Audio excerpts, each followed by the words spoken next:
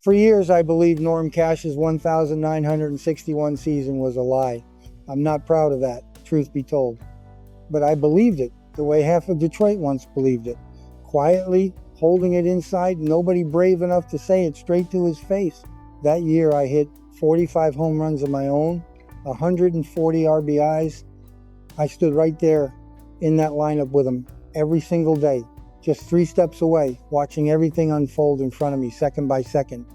So if there's one person on this earth who's earned the right to tell you what really happened to Norm Cash in 1961, it's me. I was there.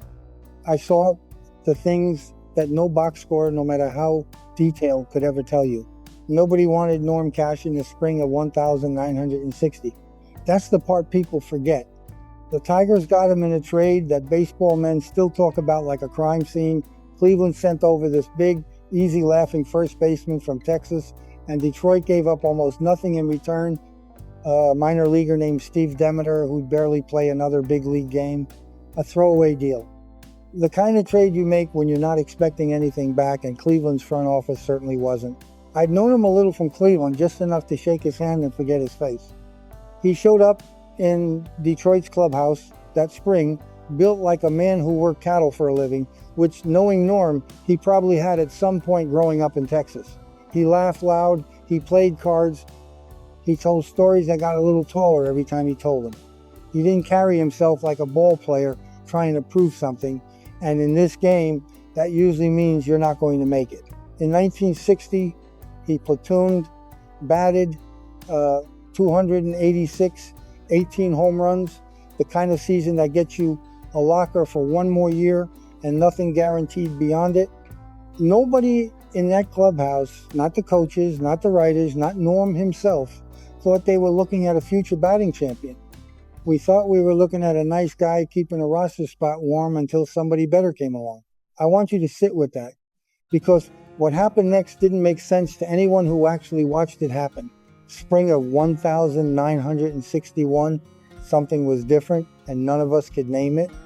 Norm came back hitting line drives the way other men hit fly balls, flat, hard, gone before the outfielder's feet even moved. The writers started calling them ropes. By May, he was over 350. By June, he wasn't coming back down. I'd been in this league long enough to know what a hot streak looked like, and I'd been around long enough to know they all end. I kept waiting for his to end. Every week I expected the league to catch up to him, the way the league always catches up to everybody eventually. It didn't happen. He just kept hitting. Pitchers tried him outside. He hit ropes the other way. They tried him up and in. He hit it off the light tower. There was no book on him because nobody had ever needed one before. Then came the Sunday afternoon. Nobody in that ballpark will ever forget. Norm caught one and sent it up, higher than anybody thought a human being could hit a baseball, until it cleared the roof of Tiger Stadium. Nobody had ever done that, not in the history of that ballpark. I was standing in the on-deck circle, and I remember thinking, that is not a real thing that just happened. The sound off his bat wasn't even the loud crack you'd expect. It was almost quiet, almost gentle, like the ball had decided on its own where it wanted to go. That night, a few of us ended up at Lindell's, the bar across from the stadium where half of Detroit's baseball conversations actually took place over cold beer and cigarette smoke. Somebody, I won't say who, leaned over and said it as a joke. "Hey Norm, you got something extra in that bat?" Everybody laughed. Norm laughed loudest of all, slapped the bar, ordered another round. I laughed too. None of us meant anything by it. It was just bar talk, the kind every clubhouse produces by the gallon. I think about that joke a lot now. Here's what nobody outside that clubhouse understood. While Norm was doing this, while I was hitting 45 home runs of my own, while we were chasing a pennant into the final week of September, the entire country had its eyes fixed on one stadium in New York. Maris and Mantle were hunting Babe Ruth's ghost, and once a story like that gets hold of a nation, there's no room left over for anyone else's season, no matter how good it is. They started calling us the C&C Boys, a cute nickname, a footnote tucked under the real story happening in the Bronx. I didn't mind it at first. A nickname meant somebody was paying attention, even a little. But as the summer wore on, I started noticing the shape of what we weren't being given. And here's the thing that still sits wrong with me decades later.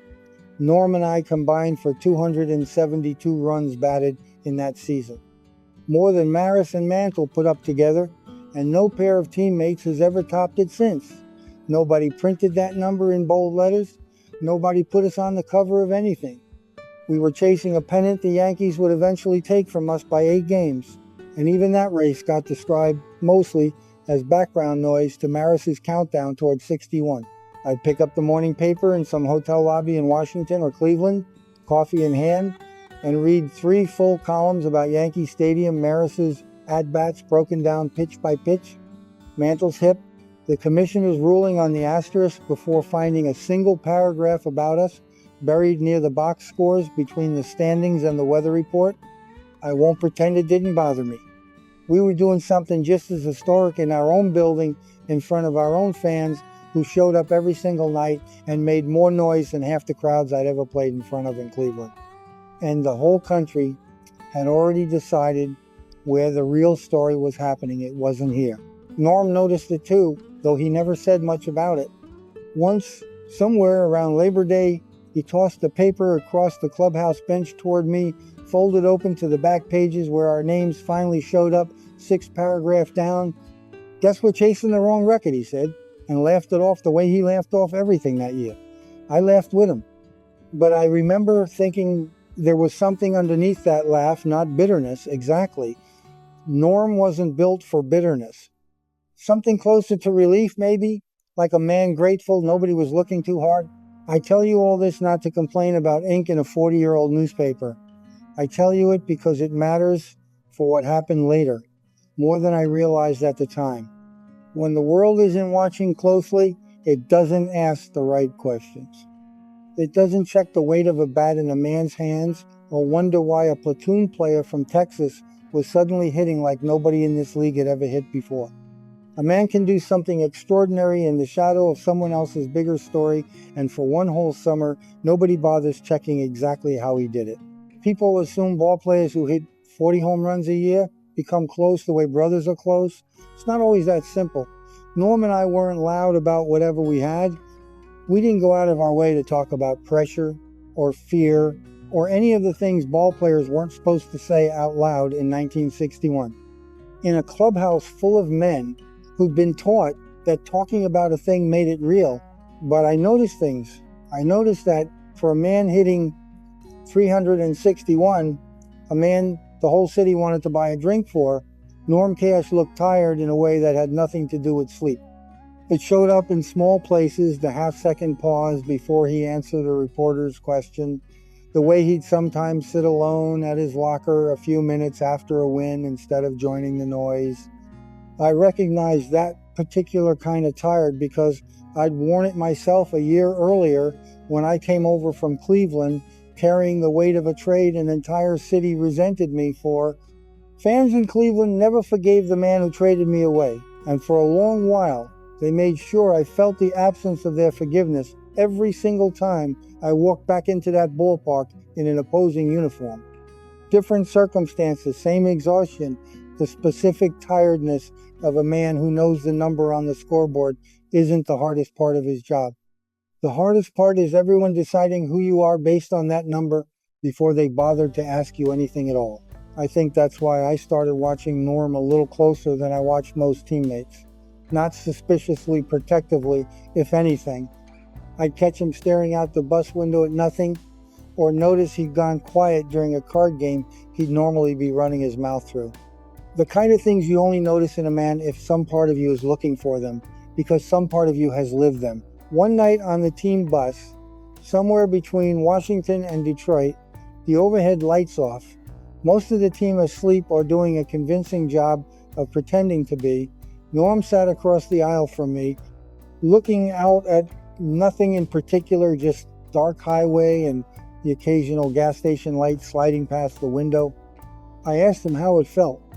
Hitting like that every single day with every eye in the league fixed on him, reporters waiting at every stop to ask him to explain something he probably couldn't explain even to himself. He didn't answer right away. For a while, I thought he might not answer at all, and I was ready to let it drop, the way ball players let most real things drop. Then he said it quiet enough that I almost lost it under the engine noise and the hum of tires on the highway. Feels like borrowing something I gotta give back. I didn't ask him what he meant. I didn't push. We sat there a while longer in silence, and eventually he turned back toward the window, and that was the end of it. One sentence, going as fast as it arrived, swallowed back up by a dark bus full of sleeping ball players. I didn't know what to do with that sentence in 1961. I filed it away the way you file away anything you don't yet have a use for. I think about it every single day now. The joke from Lindell's didn't stay a joke. By midsummer, it had legs. Reporters started asking it half seriously in the clubhouse, not as an accusation, more as color for their columns. Stormin' Norman and his magic bat. I'll be honest with you. For a long time, I told myself it was nothing. Writers need a story, and a sudden 361 season from a career platoon player is a story that writes its own headline. Easier to believe in a hot streak than to believe in cork. I was wrong to dismiss it that easily, and I want to be straight with you about why. It wasn't because the rumor was malicious. It was because I didn't want to look directly at what I already have suspected. Ball players protect each other that way. You don't ask your teammate the question you're afraid he'll actually answer, because once it's asked out loud, you both have to live with whatever comes back. I remember asking him once, lightly, the way you ask something you don't really want answered. We were in the dugout, late innings, game already decided. They keep saying you got something in that bat, Norm. He didn't get angry. He didn't deny it outright either. He just gave me that same easy grin he gave everybody, picked up his bat, turned it over once in his hands like he was checking the grain, and said something about expansion pitching and a short right field fence, like he'd said it 100 times already, which by August he had. I let it go. Everybody let it go. The season was too good, the pennant race too close, and nobody in that clubhouse wanted to be the man who poked a hole, pardon the phrase, in the best story Detroit had going. We needed Norm Cash to be exactly what the box score said he was. So did he. The next season told a different story, and this one didn't need anyone's interpretation. In 1962, Norm's average fell from 361 to 243, 118 points, the steepest single-season drop ever recorded by a reigning batting champion. He never hit 300 again in his career, never drove in 100 runs again either. The numbers didn't decline, they collapsed all at once like something underneath them had been removed. Detroit fans, who had loved him without condition a year earlier, started booing him for not repeating a miracle they didn't know was a miracle. Norm took it the way Norm took most things, with a joke, a shrug, and a quote reporters never stopped using. It was a freak. Even at the time, I realized that. Everything I hit seemed to drop in, even when I didn't make good contact. I never thought I'd do it again. Years later, retired, and with nothing left to protect, he told Sports Illustrated the rest of it outright, the cork, the glue, the sawdust packed into a drilled-out barrel. He even showed them how it was done, demonstrating it like a man finally allowed to stop carrying a secret he'd grown tired of holding.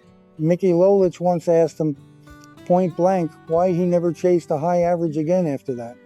Norm's answer has stuck with me longer than almost anything else from that whole era.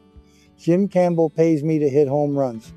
Practical, unbothered, exactly like him.